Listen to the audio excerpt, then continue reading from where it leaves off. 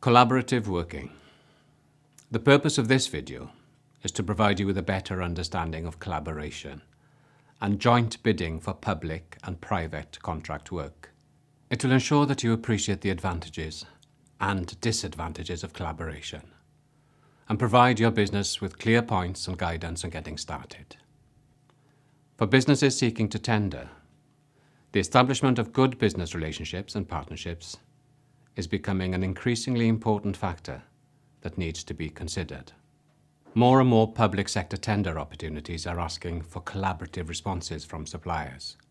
Collaboration and collaborative tendering can be extremely rewarding if pursued in the right way and with the right intentions and support. One of the main challenges that SMEs face today is the size of the tenders being advertised by the public sector. These opportunities are often too large for one single supplier to deliver.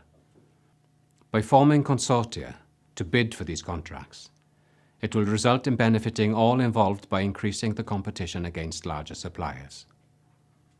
There are significant opportunities and potential contracts available for the right partnership arrangement, and collaborative bids can offer significant advantages, such as improved and broader skill sets on offer to client, spread of risk, spread of cost, spread of liability, a broader reference portfolio, examples of previous experience of both public and private sector work. Look more appealing to tendering organisations. Provide long-term security for all parties involved to aid effective planning and resourcing.